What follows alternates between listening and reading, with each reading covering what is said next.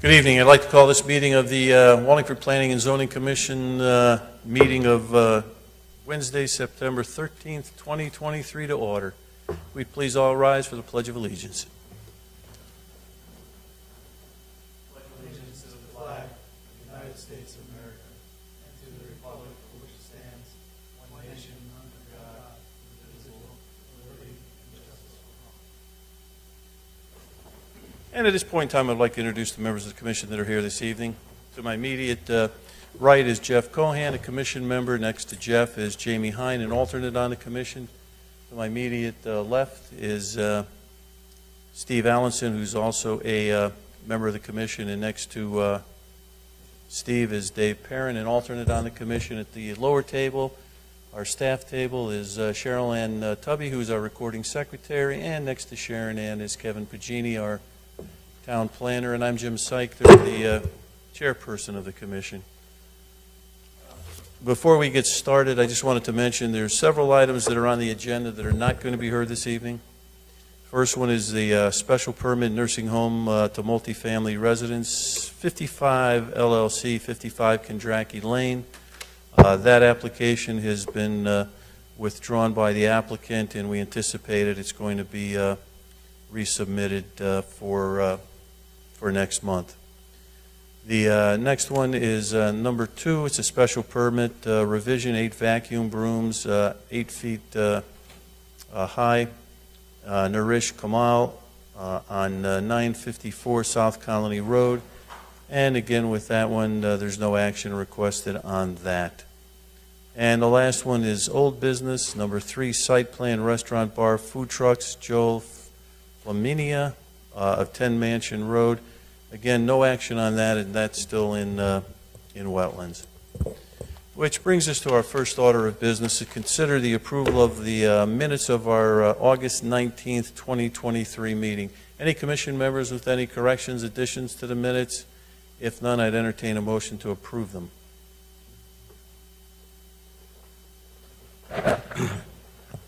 Mr. Chairman, I'd like to make a motion to approve the minutes as submitted from our August meeting. Do we have a second? Second. Second by Mr. Allison. All in favor? Aye. Aye. Any nays or any abstentions? Minutes are approved. Okay, moving on to our first order of business to be heard tonight. It's a new business. It's a site plan underground storage facilities for A. Volstron. I'm Volstaville. I'm sorry. I'm not pronouncing. I'm slaughtering the name here, which is BYK at 524 South Cherry Street. Mr. Allison, would you please note all correspondence for the record while the applicant prepares for his presentation? Thank you, Mr. Chairman. We have the site plan application and a set of site plans. We have an inspection report from our fire department.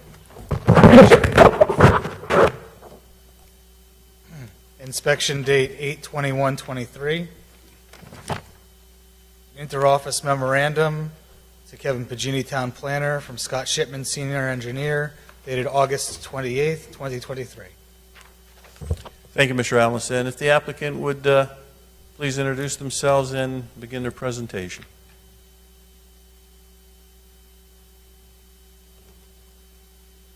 Jeff Flynn, site manager. Sir, if you could just pull a little bit closer to you so they can pick you up better. My on the mic. apologies. Jeff Flynn, site manager for the Wallingford site, BIC USA. My name is Greg Super. I'm the engineering manager for BIC USA.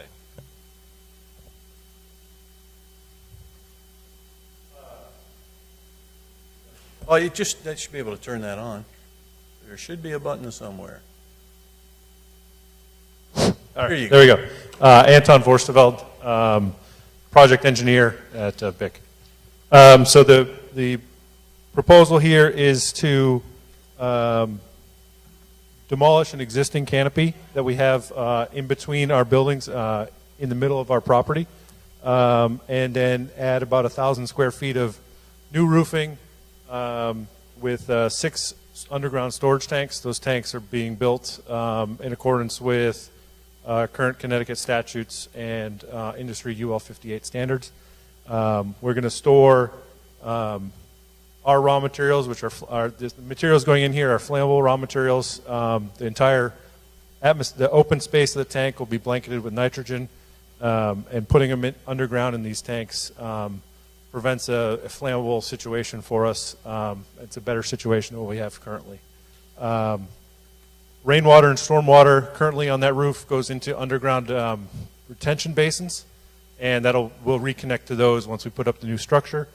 And we have a one unloading station that we're adding for tankers, so we can take a tanker and load it into these storage tanks. And that area will be connected to an existing underground catch tank. So should any spill or leakage occur, it goes into a tank that we already have for those type of incidents and situations, and we manage it accordingly. So all of this work is internal. Nothing's visible from the road, from either South Cherry, which is just off the map here, or Dudley Avenue, which is on this side. It? Yep. First, any commission members, any questions for the applicant? Mr. Cohen.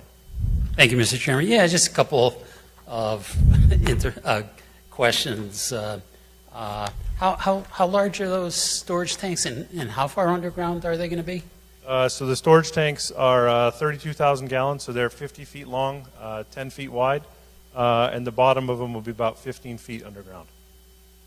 And you did mention there is some type of layer underneath that to catch anything that might... Yeah, so the tanks themselves are a double wall construction. So the material is only stored in the inner tank.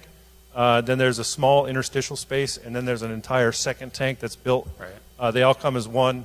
That interstitial space is monitored continuously for leaks. That's one of the requirements in the statutes to build and use underground storage tanks. And so that'll be continually monitored by our control system in the plant. And the area where they're underground, is there any additional protection? Sure. So that entire area will be, we'll have sheet piling around it, and then there's also a 2-foot thick concrete mat that all those tanks will sit on top of as well. Right. Okay. Just to add a little bit further to expound on your question. So Connecticut DEP regs and statutes are pretty prescriptive about how underground storage tanks are designed and installed. We're complying with every bit of that statute that was updated about a year and a half ago. We're storing flammables underground here for a number of reasons that are beneficial for fire safety. In addition to that, they're very similar in many of the raws that we'll be storing underground to what you would find at your gas station at any street corner in Wallingford, in Connecticut, or around America. Similar construction, similar design, and things of the sort. And then because we have very competent folks on site at BIC USA that are familiar with the chemical industry, right, we have an ability to respond to that better than anyone would be able to do at any street corner in Wallingford or around America or in the state of Connecticut. Excellent. Thank you. What's the useful life of the tanks? At least 30 years. 30 years? The guarantee from the manufacturer. Excuse me? The guarantee from the manufacturer is a 30-year guarantee. 30-year guarantee. And then you can recertify it at that point. Other commission members? Mr. Allenson. Thank you, Mr. Chairman.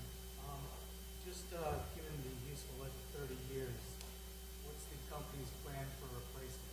Is it at 29, or is it at when the, I don't know if is this not on? Sorry. Let me repeat that.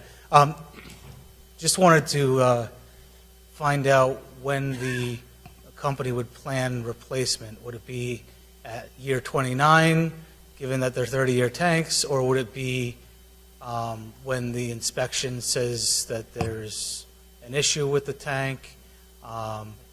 Obviously, Yeah.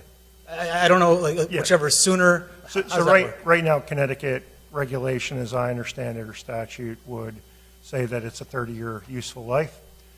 In addition to that, right now, you can extend it. And the way that we would go about pursuing that extension is through regular inspections of the wall thickness of that outer double wall system. and provided that it has good mechanical integrity and that it's no risk to the environment, we would continue to use those as long as the useful life. So there's a regular monitoring, annual or biannual, that we would do to make sure that there is no risk to the environment. There's that interstitial space between the inside of the first tank and then the outside of the tank. We can look at that interstitial space and make sure that there's no risk and no fugitive emissions or leak happening to the environment.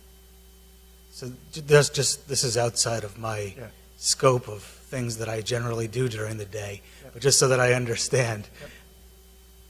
It's either if the statute says that it's got to be replaced, or DEEP says it's got to be replaced, or if the inspection upon doing the annual or biannual inspection says there's something wrong with the tank, We would take it out. that's when you would take it up. Correct, yes. I just have a question for our town planner then. Absolutely. Mr. Pagini, Yeah. if there was an issue with the tank and they needed to replace it, would they have to come back before us for anything, or would they just if we approve this application, would they just be entitled to replace a one-for-one tank? Yeah, if they're just going in kind with the tank, they wouldn't have to come back. But if they were expanding or had to move the canopy or something, then obviously they'd have to come back for revision of some kind. We Thought I- would I thought I comply- knew- Yeah, we would comply with Department of and DEP regulations and replace the tank to protect the environment. Thank you. I thought I knew that answer. I just didn't know about the tanks. And any other commission members? Mr. Hine? Thank you, Mr. Chairman. I thought I heard someone during the presentation say that this will be safer than where the materials are stored now, or this will be a safer way to store the materials. Can somebody explain to me why that is and where the current materials are stored? Yeah, so right now, we have above-ground storage tanks, which are about a third of the size of these tanks, or a little bit smaller, depending upon which material we're talking about. And if there was ever to be an event with that storage tank, you basically have a tank of a flammable mixture above ground, which could, in an unlikely event, lead to a leakage and a larger fire, right? A larger issue that the town's fire department would need to handle. And hence, putting it underground with one point of access to air would allow that point source to be fire fought, rather than potentially a larger tank that could turn into what I would call a pool fire. So that is essentially why it would be safer. I would imagine that the fire department would also corroborate that kind of approach. We've already talked to them about that, and that would be corroborate that assessment, and they would say that it would be safer in that regard, meaning you're fighting a point source versus fighting a fire that could be a larger uncontrolled situation. So it's a large investment for us to drive in a direction that I think is better for the first responders, better for the town of Wallingford, better for the environment, and better for the company. So we're willing to pursue that, and I think it's, from our perspective, a value-added project to do, given our commitment to all of those entities. And then my next question is, you mentioned flammable materials, and I think somebody had said that these tanks are similar to the tanks that you would find at a gas station, right?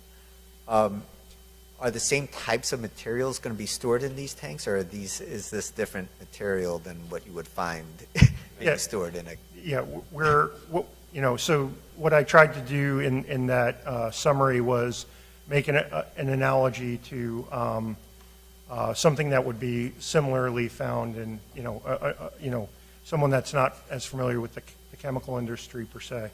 So you would find, for example, gasoline has a similar flash point to some of the materials that we're storing underground, like xylene, which is essentially a distillate derivative of the petroleum industry, just like gasoline is. So a flash point would describe the point at which that material could ignite if it were introduced to a spark or a flame.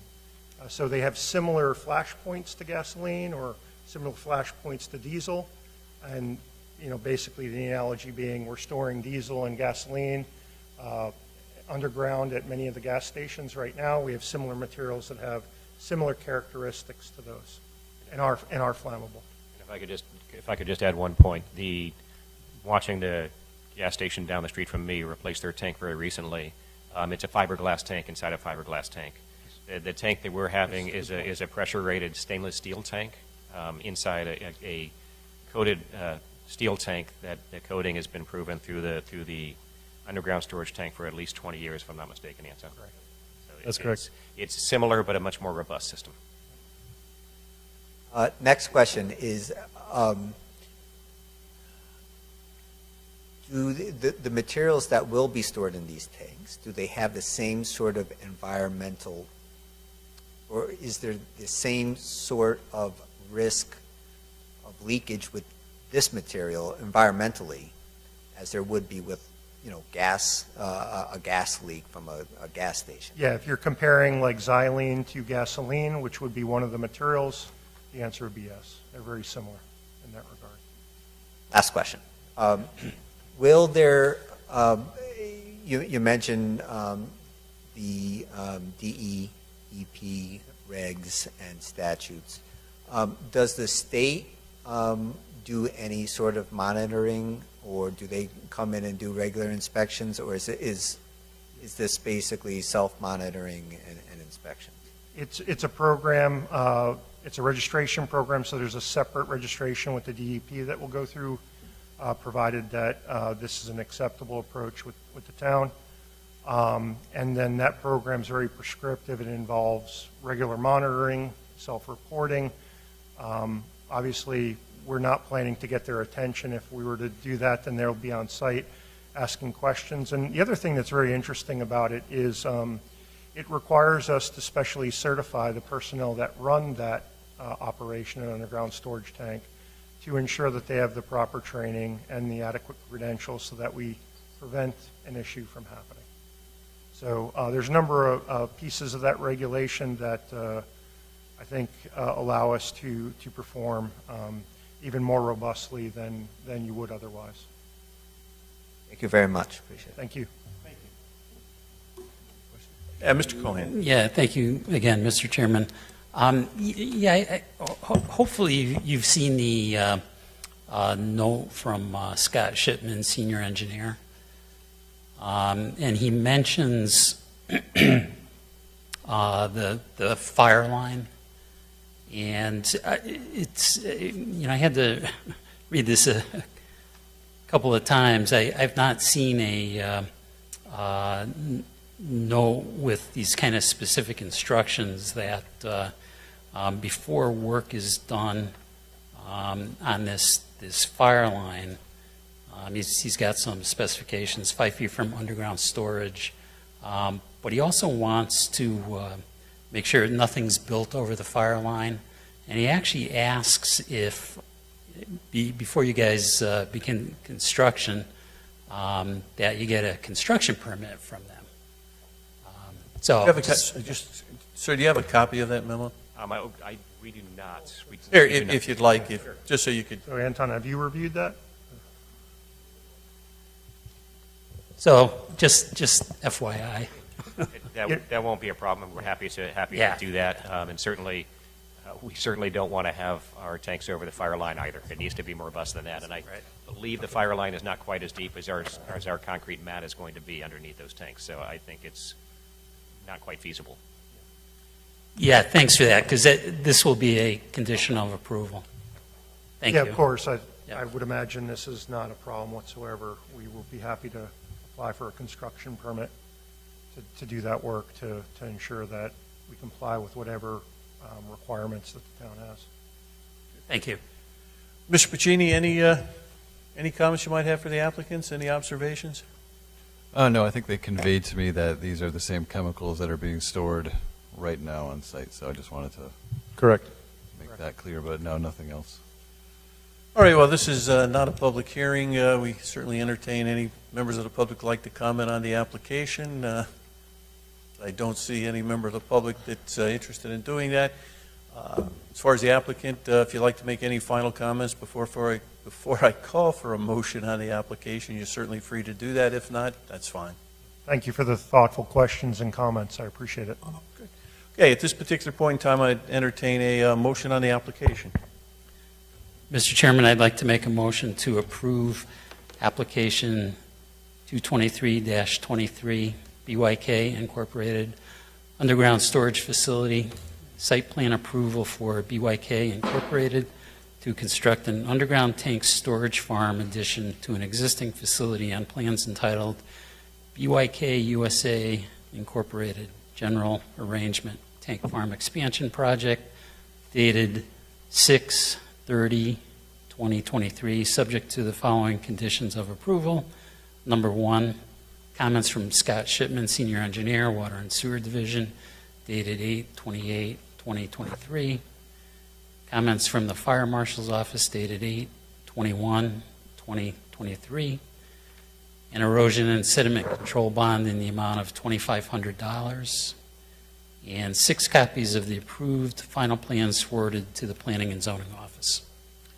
Do we have a motion on the application? Do we have a second? Second. Second by Mr. Allison, voting beginning with Mr. Hine. Yes. Yes. Yes. And yes, your application's been approved. Good evening, gentlemen. Before you gentlemen leave, I always, call your company BYK. I know you mentioned it, BIC. When another application comes before us, how would you like me to address it? Either BYK or BIC? Either is fine. UIK is perfectly fine. We typically refer to the company as BYK when talking to officials because we don't want it to be misconstrued with BIC, which Yep. is in another part of the state, and so BYK is. Yeah, that's it. I just wanted to just clarify that. Good enough. Thank you, gentlemen. Have a good evening. Thank you. Thank you. Okay, it brings us to our next order of business, which is, again, it's new business, item number 5. It's a site plan, 10 residential units under an 840G application, Sunwood Home Solutions LLC, 862 North Farms Road. Again, if the applicant would please come forward to begin preparing for his presentation. And Mr. Allenson, again, please note all correspondence for the record.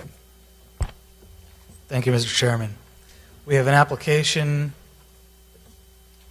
from the applicant entitled Application of Sunwood Home Solutions, LLC. Received date August 9th, 2023. We've got a set of documents, starting with a document entitled Memorandum, dated to Wallingford Planning and Zoning Commission from Hinckley, Allen, and Snyder, LLP. Date is August 2023. Received date August 9th, 2023. We have a property and topographic study. Received date August 9th, 2023. We've got a site plan. Received date August 9th, 2023. We have an inspection report from the Wallingford Fire Department. Inspection date 8/21/23. An interoffice memorandum, to Kevin Pagini, Town Planner, from Scott Shipman, Senior Engineer, dated August 28th, 2023. A memo to the Planning and Zoning Commission from the Department of Engineering, dated August 30th, 2023. Correspondence to Allison Kapuscinski, Town Engineer, dated September 8th, 2023. From Sunwood Development Corporation. And a memorandum to the Wallingford Planning and Zoning Commission from Tim Hollister, dated September 11th, 2023. Thank you, Mr. Allenson. If the applicant would please introduce himself and begin his presentation. Certainly. It's on, right? Yes, it is. Good evening, everyone. For the record, my name is Bob Wiedemann. I'm the manager of Sunwood Home Solutions, also president of Sunwood Development Corp., which is why I always get confused with which application I'm presenting for, which company. Sunwood Development is our development company. Sunwood Home Solutions, manages our rental properties. Same basic ownership between them, just so you're aware.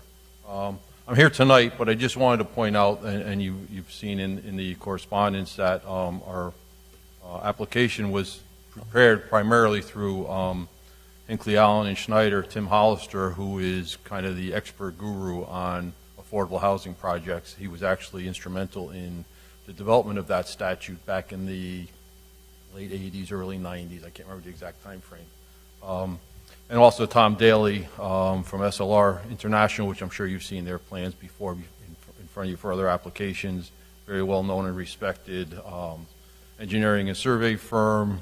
Originally they were Malone and McBroom Incorporated, still located over in Cheshire. The one thing I just wanted to point out is, and Tim Hollister and his group, Hinckley, Allen, Schneider, put together a really nice package that talks about the need for affordable housing throughout Connecticut and in particular in Wallingford, which is no different than almost every other town in the state. Thought that was really well done. In order, quite honestly, to save some money on a small application, I've asked both of them to stay home tonight, and I felt I was capable of presenting the application. So hopefully you won't trip me up with any technical questions that I can't handle, either a legal question or an engineering question, but I should be able to handle most any question you have available, if you do have any. I want to just take a second or a couple of minutes just to talk a little about the reasons behind this project before I get into the actual application, if that's okay with you, Mr. Chairman. As you're probably aware, we've been before you many times over the years, been building houses for over 40 years, built probably in excess of 1,000 homes in Wallingford and surrounding towns. Everything from starter homes to luxury homes and everything in between. But quite honestly, very few of those would be considered affordable by any stretch of the imagination, just due to the obviously cost of new construction. Part of that cost comes into the fact that large lots are predominantly how we developed our communities throughout Connecticut. And for that reason, the cost to build new construction becomes very cost prohibitive to build affordably. There are really two reasons I'm proposing this application. The first is to show the public that providing a development with a slightly higher density and different housing options than we would typically see in a conventional subdivision not only can be done without impacting adversely the immediate neighborhood, but also the municipality as a whole. And there are obviously benefits for the type of housing that we're proposing. Our market, even though it's a very small project, we're looking for older residents that maybe live in town currently but can't find the type of housing they like, want to get rid of their big McMansion but stay in town. They've got roots here, they've got family here, they don't want to leave. The other kind of target market is young residents who probably grew up here, but because of the cost of single-family housing, not easy for them to stay. So this is another thing, kind of marketed to both of those kind of demographics. The second reason I'm doing this is I want to be able to demonstrate to the home building industry that small builders, and I consider myself a small builder, can do this type of development, provide much needing housing, and also do it profitably. And very rarely do you see a project submitted under the 830G statute, which I'll talk about in just a second. That's not a much larger project, 50 units, 100 units, and sometimes those large developments do have some impacts. But I wanted to be able to do this at a small scale and show my fellow builders around the state that this can be done profitably and I think tastefully and hopefully with consideration to the immediate neighborhood. So that's just a little background on how we got here. Regarding the approval process, if I just tell me if you want me to stop at any point, Mr. Chairman, I'll just keep going until you tell me to stop. It's your dime, keep going. Okay. The approval process is probably somewhat different than your previous 830G applications. In the past, in ones that I've been involved with, and I think other ones that have been approved, there have always been a multi-step process of first a zone map change, then a regulation amendment, and then finally a site plan approval. Back in, I believe, and Tim Hollister submitted a memo, which I think you read into the record, that back in the mid-90s, there was some court cases said that's really not necessary to go to all those steps and expenses to get these approved, that it should really just simply be a site plan approval and no need to show all those other steps, which obviously added cost to the overall process. So that's why today we're just doing a site plan, and I think Kevin can confirm that this is the appropriate way to approach this, but I just wanted to make everyone aware that it's a little different than you may have, those of you who've been on the commission before with 830G applications may have seen a different process. Regarding the specific application, the project is located at 862 North Farms Road. This is immediately south of the North Farms Fire Station.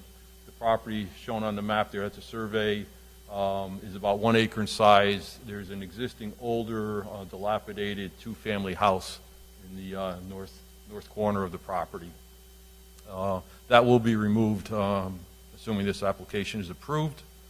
And as I mentioned, this project is being submitted under the 830G statute, which allows for more flexible zoning requirements in return for a portion of units being deed restricted for affordable housing based on the statute.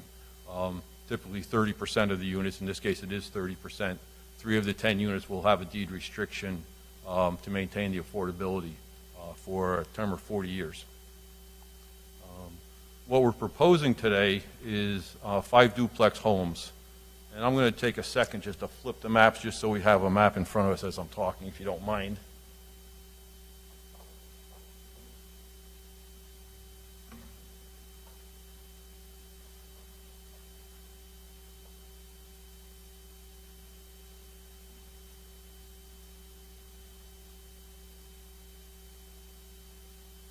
What I'm showing here on the easel is a copy of the site plan, a rendering of the site plan, showing the five duplexes that we're proposing, a total of 10 units, so 5 two-family homes basically. The first floor unit will have a 1-bedroom unit. The second floor will have a 2-bedroom unit, the second bedroom being over the garage of the lower unit.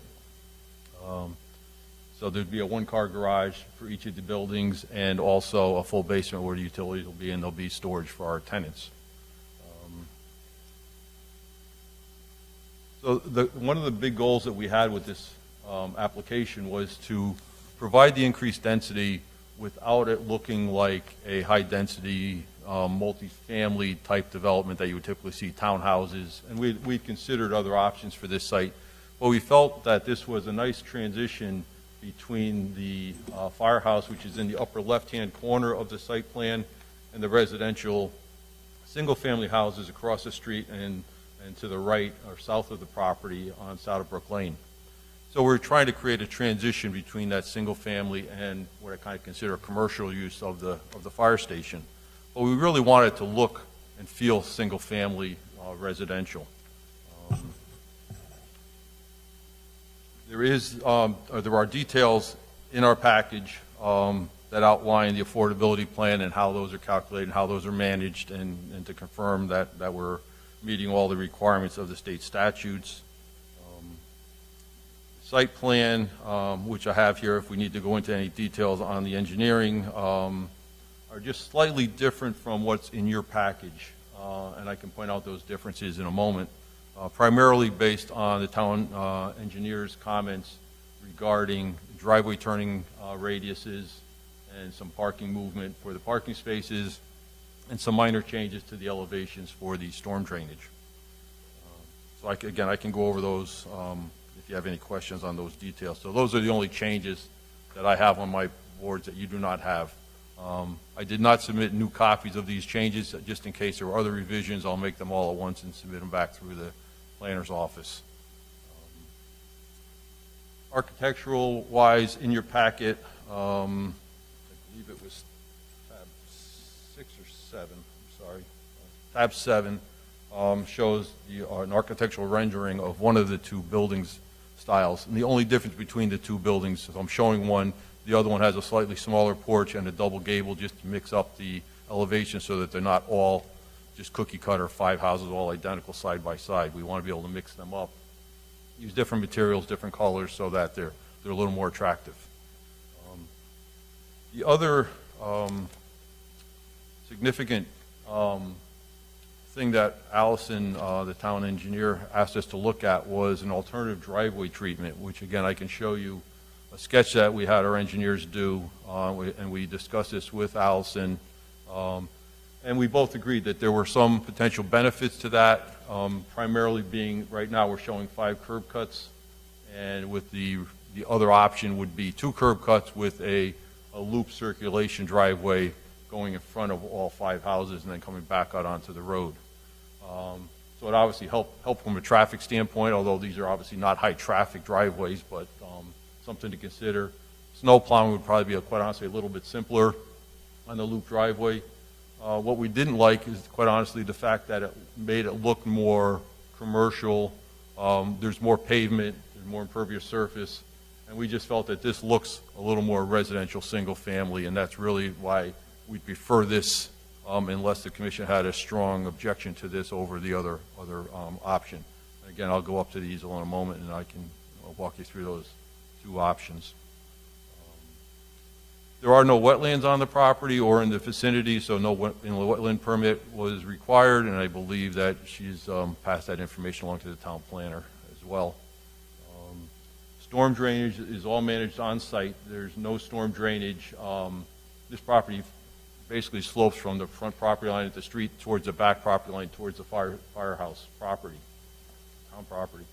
And we have storm drainage located behind the 5 buildings that picks up not only storm drainage from the surface of the ground, but also the roof gutters and any sump pumps that might be in the basements of these houses. So it all goes into that drainage.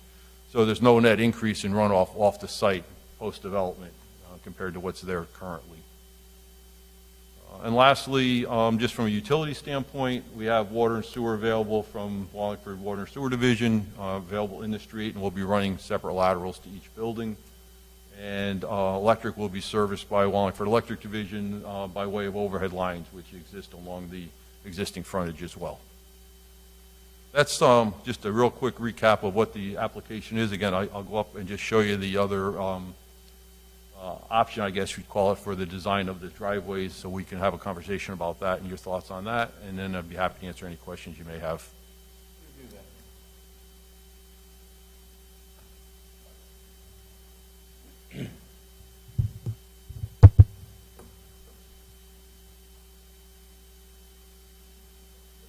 Location here and not be in somebody's way.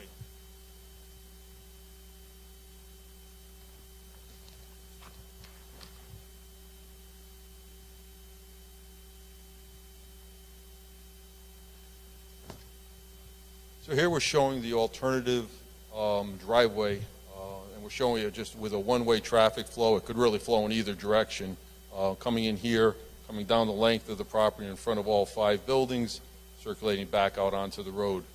There would be 3 parking spaces in this area on the south end. There would be a number of spaces, I think 8 if I remember correctly. 8 spaces here that would be parallel parked, and then we added 1 additional space next to the driveway leading to the garage for 4 of the 5 houses, I should say. So the parking arrangement, while different, has the same number of spaces. Again, from a snow plowing standpoint, it would be nice and easy to just plow through. Parallel parking used to be an art that we all were taught when we were learning how to drive. Very few people can do that any longer. So I'm not a big fan of parallel parking. The other concern I quite honestly have is that people parking in any of the spaces in front of the building, backing out, will be backing right towards the side of another car. So I can anticipate that there'll be an occasional fender bender there for that very reason. And again, there's a little additional pavement area compared to the individual driveways. We do eliminate 3 of the 5 curb cuts. But my feeling is that the limited number of trips going in and out of these houses, because it's not a high traffic type of development, are probably not detrimental to the safety along North Farms Road. So again, our preference would be to stay with our plan with the 5 driveways, but I'm open to having a discussion about that if anyone was strongly opposed to that application. Sure. I guess at this point in time, first, Mr. Pagini, I know that I believe you discussed this with the applicant as well as with our town engineer. What's your general sense as far as the parking, or rather the access arrangement? So initially, I had brought up the concern to the town engineer because of the 5 driveway cuts and the distance between the driveway cuts. So we had met with Mr. Wiedemann to try to straighten out to see if there's some solution to that. So he had proposed the second sketch.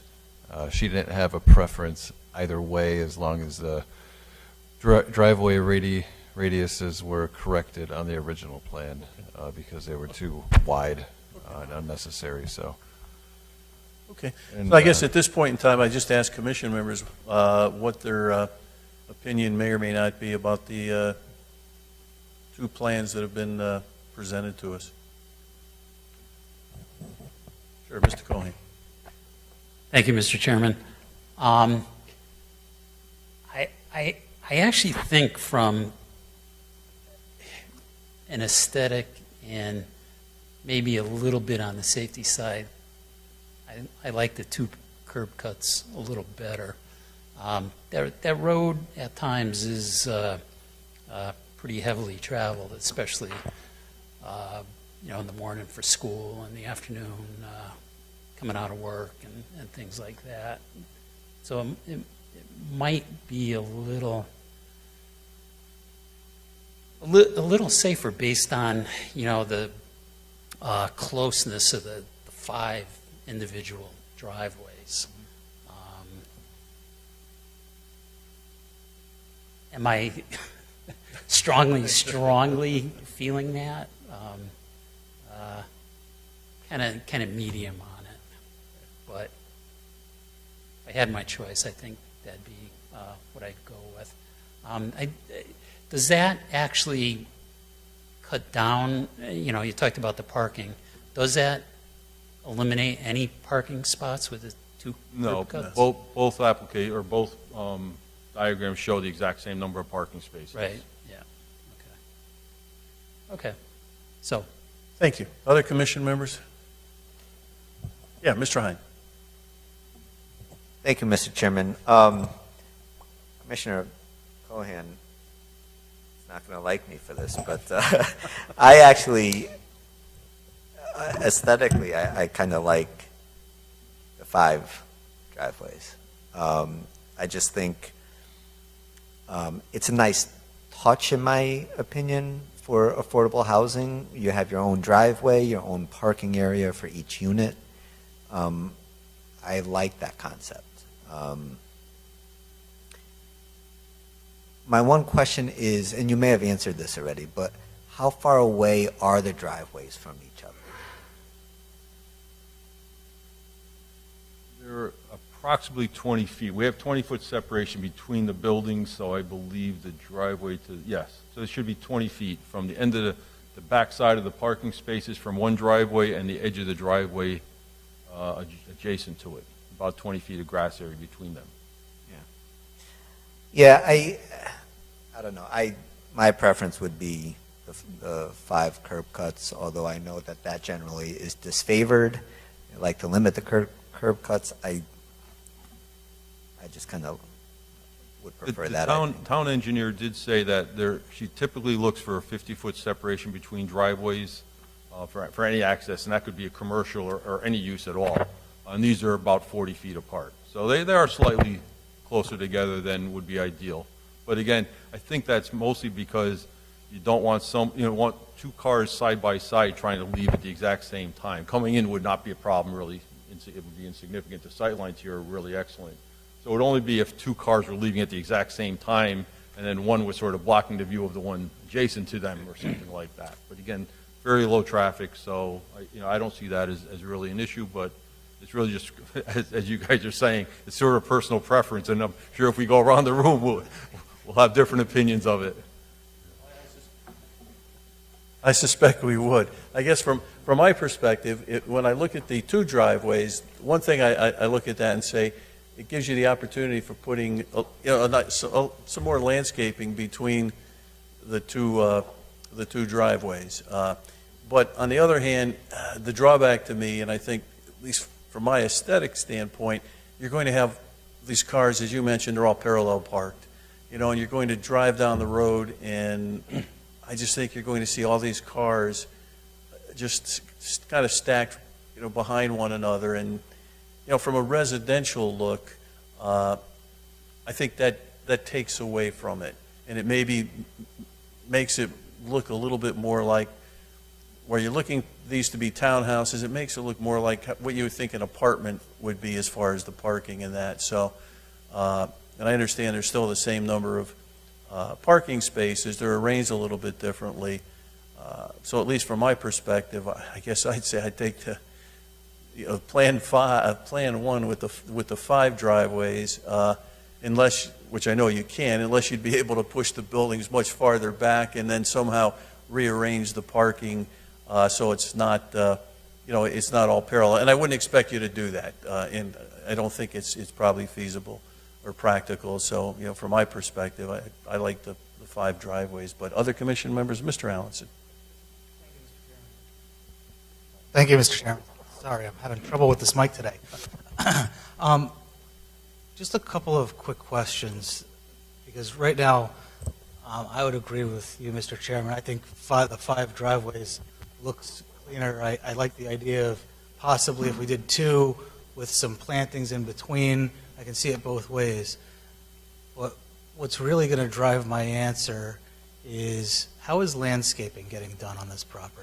Is it an outside company that would come in to do landscaping? Yes. So we would have a private contractor that manages our other properties that would come in and maintain the lawn and shrubbery on a weekly basis. Which is fine, and that's normal. But generally, those guys come with their trailers or everything else, and they park on the side of the road, and they essentially block that side of the road, which then would inhibit the firehouse on the left hand from making emergency turns with their vehicles coming out and oncoming traffic.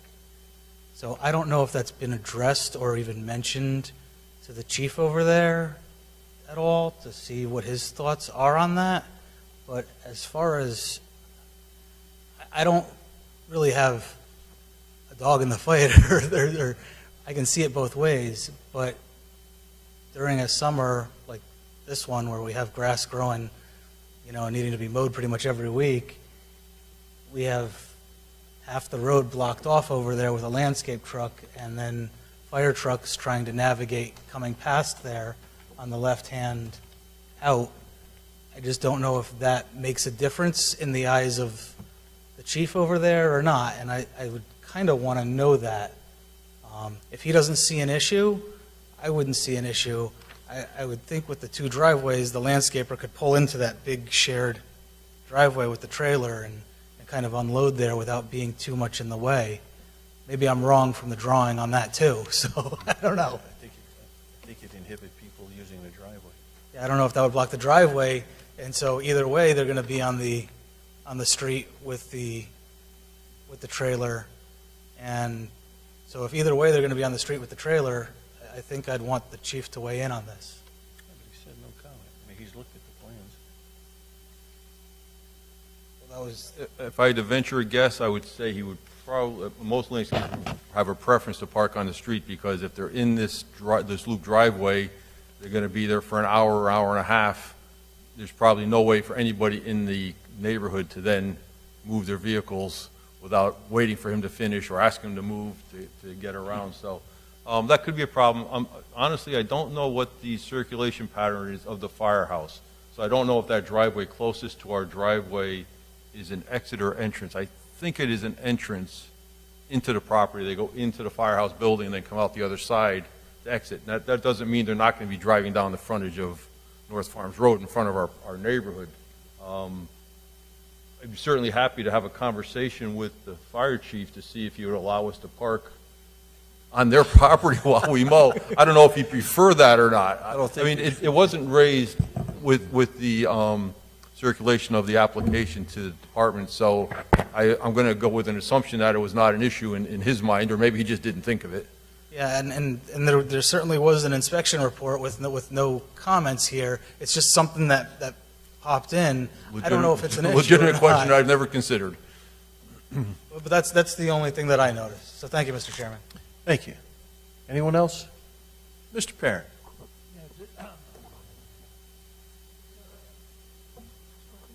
Just following it up with Mr. Ellison, I mean, would this be a maintenance project that would require the big truck and the trailer? I mean, is this, you know, I mean, is this something that can be done, say, with one lawnmower and maybe a pickup truck? That's typically what it would be, a pickup truck with a trailer, with a walk-behind mower and a leaf blower and a weed whacker. But it's still going to be a vehicle, if they park in the street, that's going to be blocking a portion of the travel lane. Thank you. Thank you. Mr. Cohen? Thank you, Mr. Chairman. Yeah, just to follow up on the parking, was there any consideration given to putting some of the parking, other than, you know, the garage in the back? So it's off of, you know, the front of North Farms? Due to the topography, it sort of slopes down. There's about a 4 or 5 foot elevation change between the front of the property where the parking's shown and the area behind the houses. So I think it would be difficult, and then we'd need to pave, obviously, a driveway down to that location, put the parking there, and people would probably have to walk back to the front of the building. Probably not the most practical design, and obviously an increase in impervious surface as we expand the length of the driveways. Just wanted to throw it out there. Thank you. So I guess just coming back before I'm sure we have additional questions for you, but just so I get some consensus from commission members, it appears that the commission would like the 5 driveways rather than the 2. Is that correct? Yes. I think. Yes. Okay. All right. If you'd like to continue, Mr. I'll plan to Weidman. leave the driveways as they're shown, There you go. unless the motion is different when the time comes. There you go. I'm not sure if there's anything else in the town engineer's memo that we needed to really cover. I think I addressed them with my comments and my written response to her dated. It seems, if I can, and as far as the comments from the town engineer, you know, there were 5 comments, 6 comments, let's see. There were 7 comments, and as far as your responses, correct me if I'm wrong, your responses are going to be made, you're going to make those on the new plans, correct? And it just comes down to number C, or the first one, C1, and that's what we discussed as far as the driveway. She, you know, had indicated her just comments on that. So all of her items that she's brought up on her memo, you're proposing would be addressed on the revised plans. Is that correct? Yes, I believe the plans that I have in front of you now, not in your packages, I've already had the changes made. Again, Okay. I just didn't submit them back to the planner's office in case we were changing the driveway configuration. I figured we'd do it all at Okay. once. Again, trying just to be cost-effective with my Sure. engineer's time. Yep, okay. Happy to do whatever's necessary, but, Okay. and we're happy to submit those. All right, good.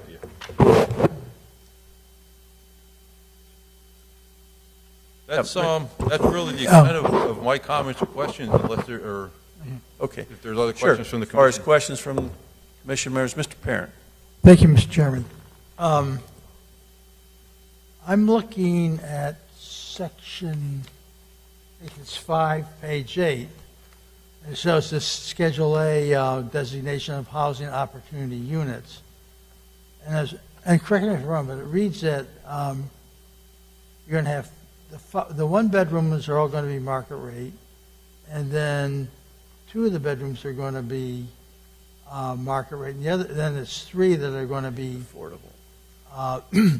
housing opportunity units.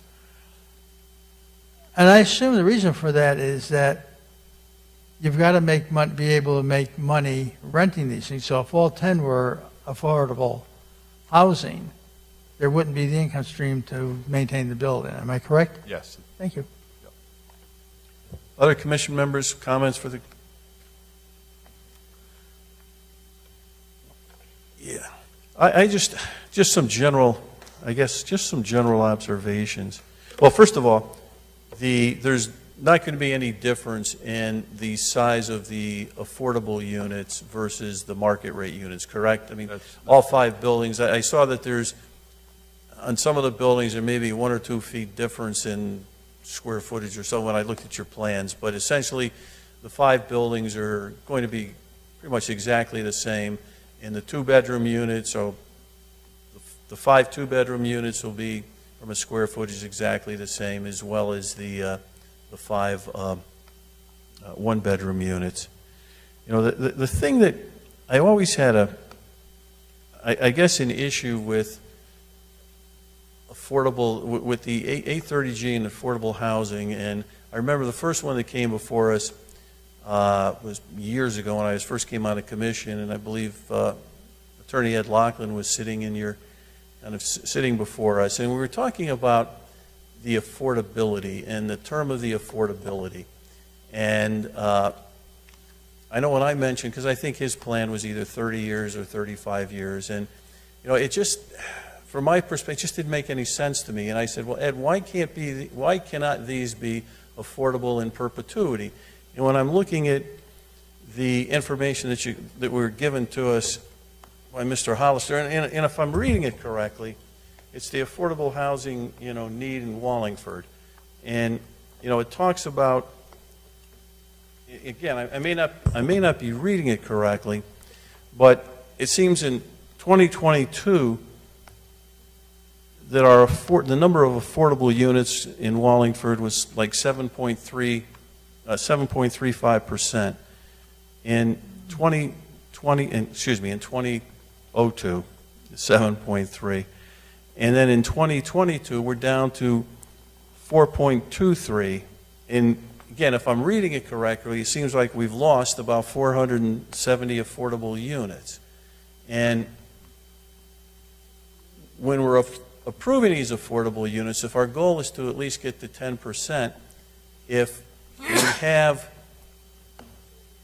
these rolling off in 40 years, I mean, theoretically, if you got that 10%, all of a sudden you could be below the 10% the next year. So it was one of the things that just always didn't quite make sense to me. Why, if we're looking for affordable housing, I would think in any community we would want to have the affordable housing permanent, rather than saying after 40 years, okay, these come off, and so now we have to, you know, find, and again, I understand this is just 3 units, but now we have to find some replacements. You know, we're always kind of chasing a number that I know some communities, you know, looking at the study, they're above that 10%. But if you look at the 169 towns and cities that are in, you know, in the state, I mean, the list, it's probably 80%, 85%. I'm sure you know the numbers that don't meet that. So I guess I just like to just hear the rationale. Why 40 years? Why not these in perpetuity, so they're affordable, you know, for the life of the time the unit's there? I guess I can answer, I have a couple of thoughts and one that I don't have an answer for, and I'll explain. I believe the original statute called for a 30-year 30 years, yeah, frame, exactly. and it was amended a few years later due to opposition by a lot of neighborhood groups that didn't like the 830G process, because people are using it sometimes, in my opinion, inappropriately to ram a project through, because the burden of health and safety are really the only reasons why a town can deny an application. So some people use it sort of, in my opinion, inappropriately and in the wrong locations to force a project that would never otherwise be palatable to anyone. But that was the change from 30 to 40. I'm not a lawyer, but I believe that there are problems with having any kind of a restriction that lasts in perpetuity because it's there forever, obviously. Yeah. And so the way I explain this is, let's say you had a little single-family house in downtown Manhattan in 1700, and there are high-rises all around you now, but you had this deed restriction that said, in perpetuity, this is going to be a single-family house. Probably not the most appropriate use of that land 50, 100, 200 years from now. So that would be my reason for probably, from a personal reason, for not wanting it that way forever, because who knows what the use of this property is, what the town is going to be developed like 100 or 200 years from now. So that would be my question. I don't know the rationale between either the 30 or the 40 year and why they didn't make it 50, 80, or 15. The only thing I can think of, and again, I wasn't involved with the actual writing of the statute, was that there are costs involved in managing it, just as Mr. Parrott had mentioned. You're trying to weigh the cost of the overall development, and in fact, you have some affordable, well, you sort of offset those costs by the profitability of your market rate units. And there will become a time when, because of reduced income over that extended period of time, that improvements will have to be made to the site, capital improvements. It's going to need a roof, it's going to need new siding, new windows, and pavement, and all those things that come along with owning and managing rental properties.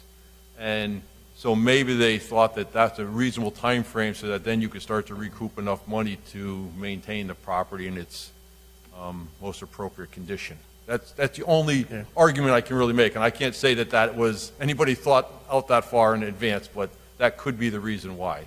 Yeah, I guess I can see that. I mean, I won't say the rationale behind it, but I guess that can, make some sense.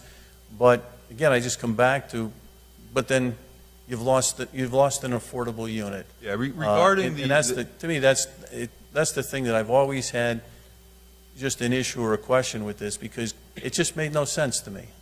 Just given the fact that we want affordable housing, and certainly I support this project, we want the affordable housing, so we're building it for 40 years, and we're kind of saying, okay, at the end of 40 years, we're not going to have a problem with affordable housing because there's not going to be a need for it, and if anything, there may be even, more of a need, especially when I just look at, and again, it's not, these are numbers that you've presented to us based on the whole formula as far as what rent could be, but, when I was looking at the two-bedroom units at 80%, that's $1,800 a month. And, from my standpoint, I'm looking and saying, I'm not sure if that's affordable. And again, it's not directed at you because you're using a formula that any developer would have to use.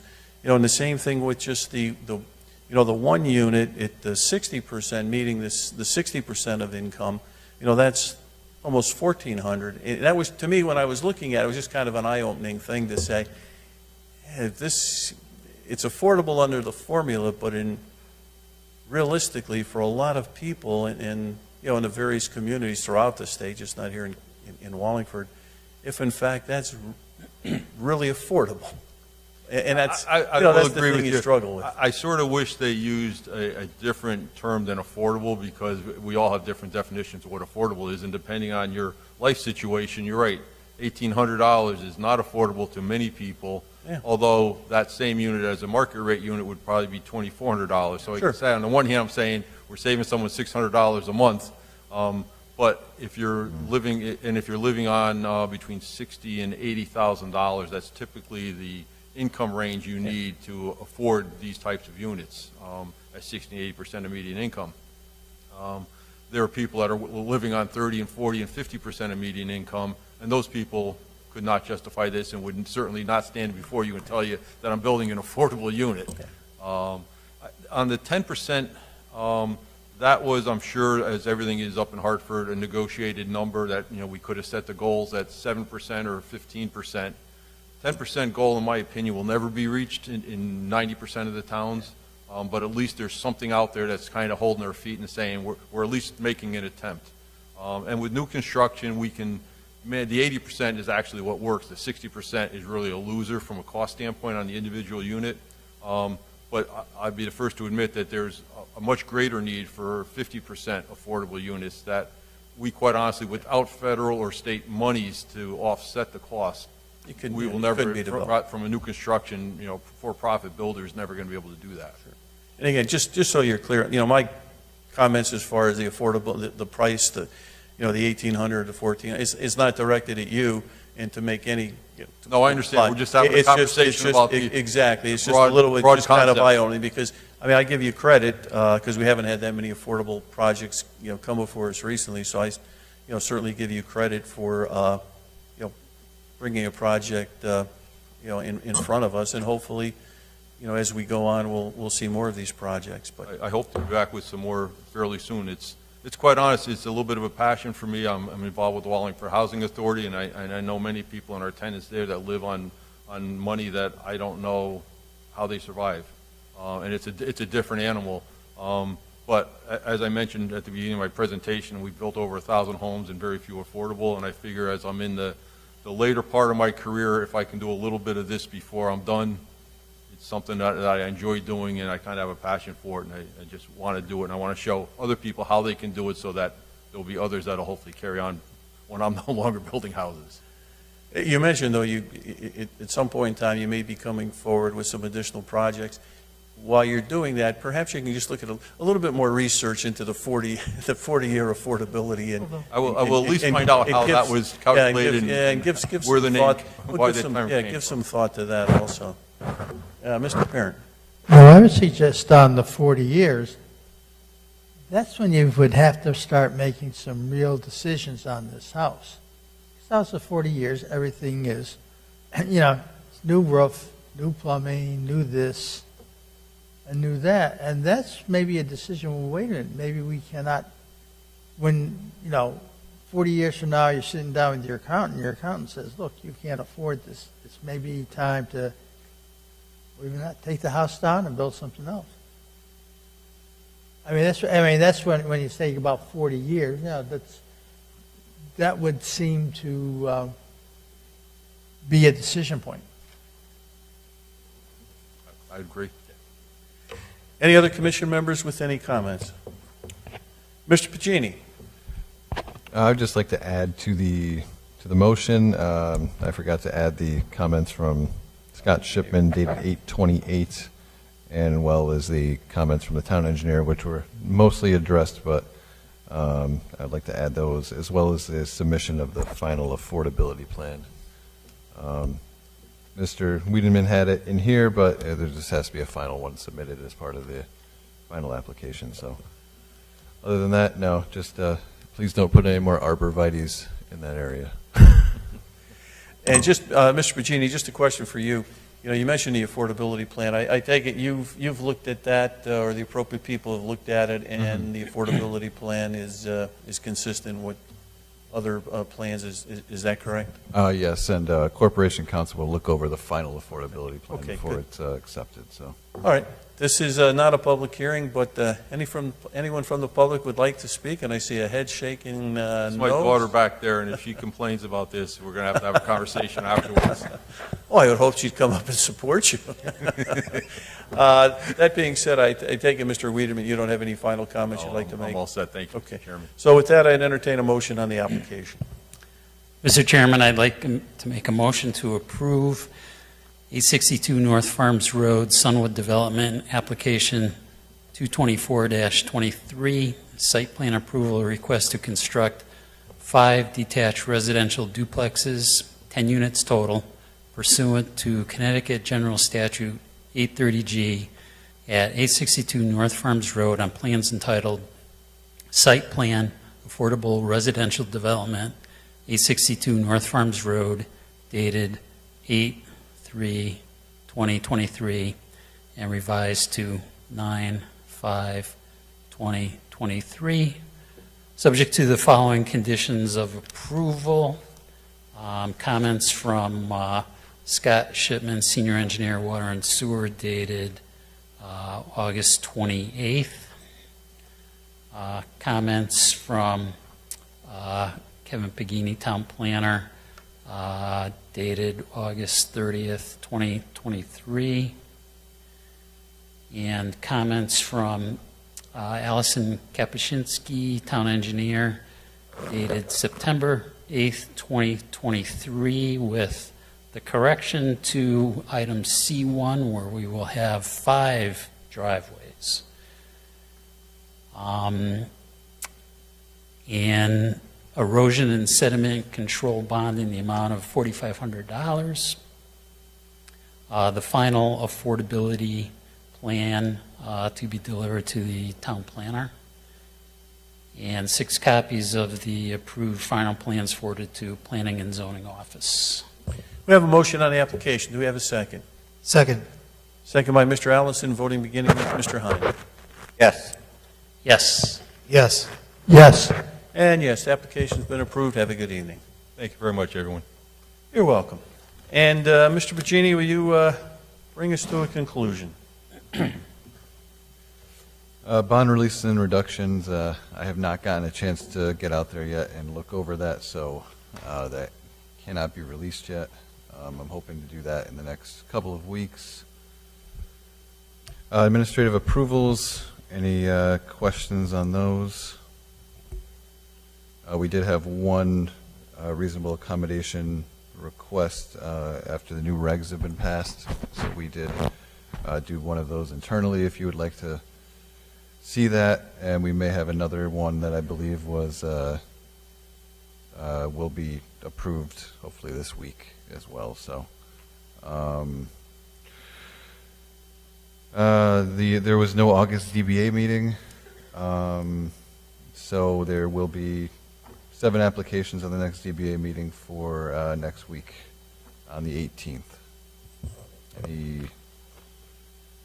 Any questions on that, or if Yeah, not? does anyone have any questions on the ZBA agenda? Seeing none, I believe that brings us to the end of our meeting, unless anyone has anything else they'd like to bring up. Oh, one more quick comment. In your receipts, the text amendment, for some reason I accidentally omitted Tankwood Road in the IX special permit, so that is added in there and amended. So the no access off of Tankwood Road. Okay. I just didn't want to think that it was left out.